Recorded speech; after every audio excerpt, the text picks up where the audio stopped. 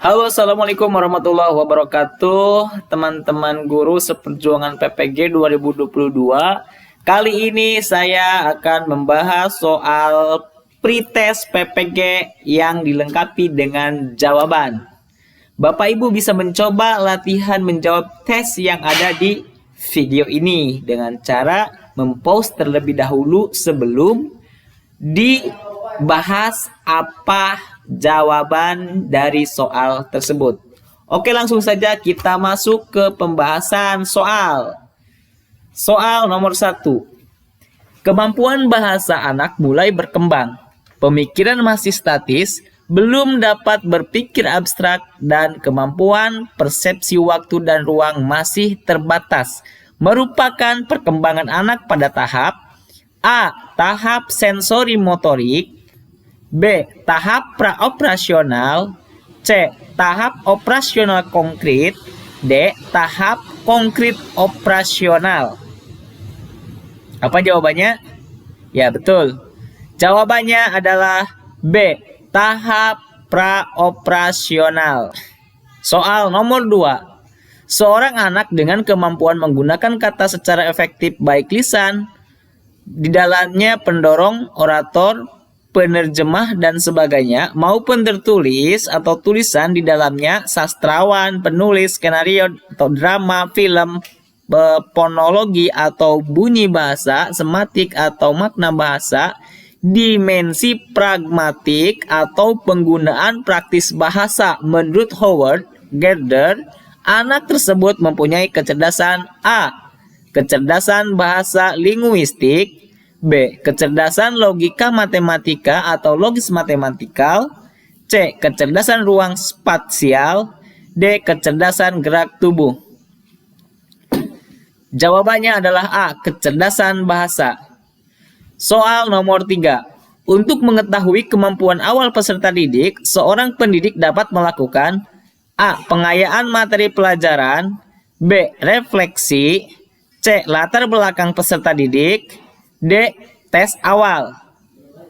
Jawabannya adalah D. Tes awal. Nomor 4. Dalam mengidentifikasi kasus kesulitan belajar dapat melakukan dengan metode Criterion Referenced. Yang bukan merupakan tahap metode Criterion Referenced adalah A. Menetapkan angka nilai kualitatif minimal yang dapat diterima, misalnya 5,0 atau 6,0. B.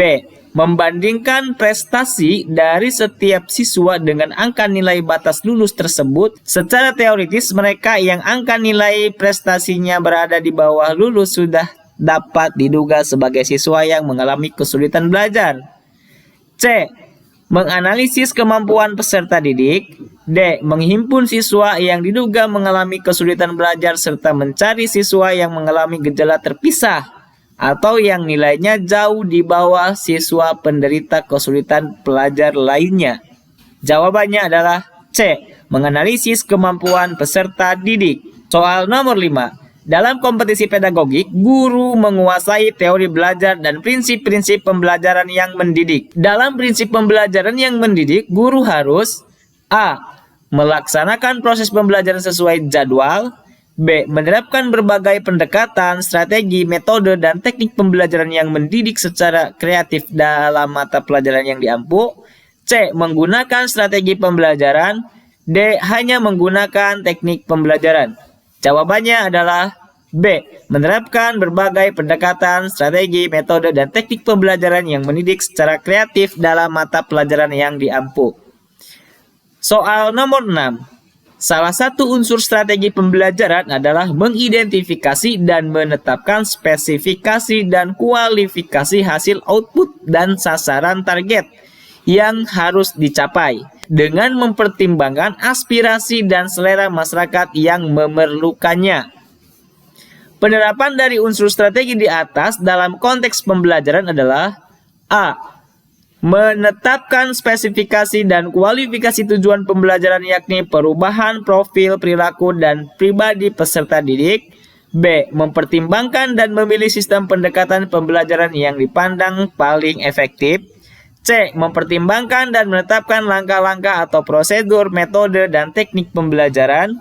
D. Menetapkan norma-norma dan batas minimum ukuran keberhasilan atau kriteria dan ukuran baku keberhasilan.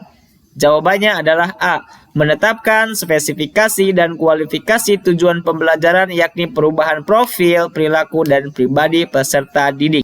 Soal nomor 7.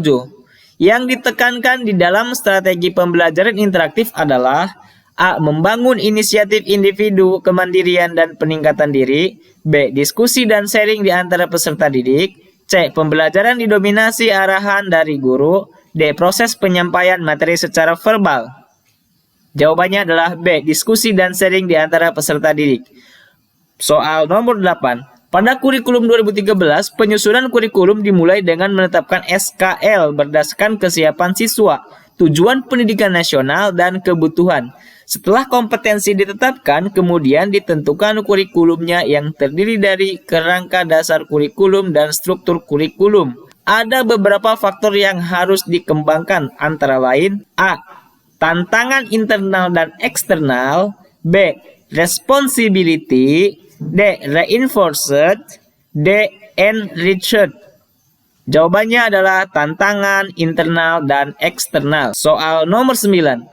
Kurikulum 2013, proses pembelajaran menggunakan pendekatan saintifik. Artinya yaitu A. Kurikulum harus mengandung hal-hal baru sehingga dapat membantu siswa untuk dapat mengembangkan setiap potensi yang dimilikinya.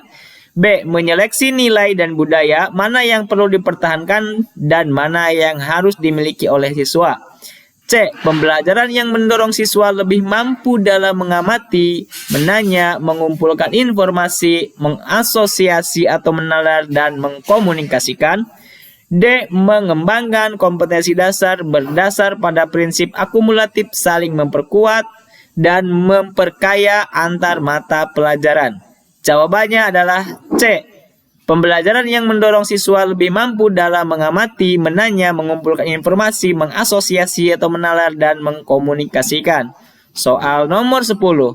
Pengembangan kurikulum pemangku kepentingan atau statiska dilakukan dengan melibatkan pemangku atau stakeholder untuk menjamin relevansi pendidikan dengan kebutuhan kehidupan, termasuk di dalamnya kehidupan kemasyarakatan, dunia usaha atau industri, dan dunia kerja.